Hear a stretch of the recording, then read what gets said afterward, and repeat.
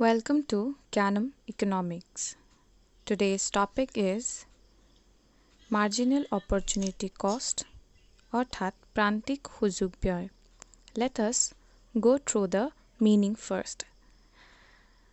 Marginal Opportunity Cost MOC is the amount of units of one good sacrificed to produce one more unit of the other good.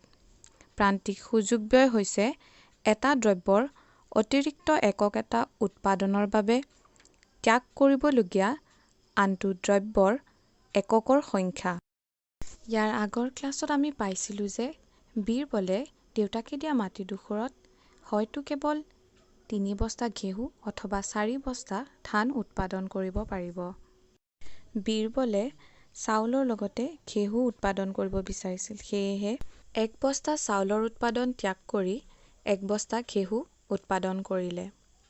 পিছলৈ সি অতিৰিক্ত 1 বস্তা ঘেঁহু উৎপাদন কৰিবৰ বাবে 2 বস্তা চাউল ত্যাগ কৰিব লগা হ'ল।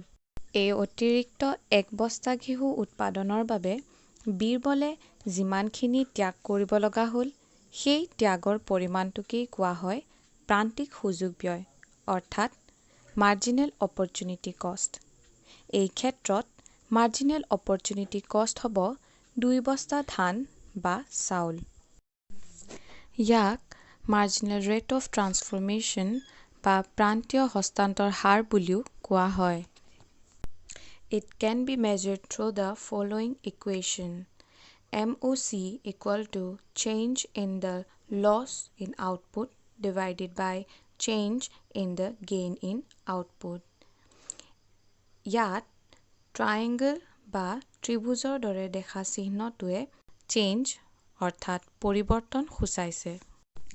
এতিয়া তোমালোকৰ সুবিধাৰ্থে এই তালিকাখনত ইকুৱেশ্যনটোৰ সহায়ত মাৰ্জিনেল অপৰচুনিটি কষ্ট উলিয়াই দেখুওৱা হৈছে আৰু পৰৱৰ্তী তালিকাখনত মাৰ্জিনেল অপৰচুনিটি কষ্ট নিজে উলিয়াবলৈ চেষ্টা কৰিবা। যদি কিবা বুজিবলৈ অসুবিধা হয় তেন্তে কমেণ্ট ছেকশ্যনত জনাবা।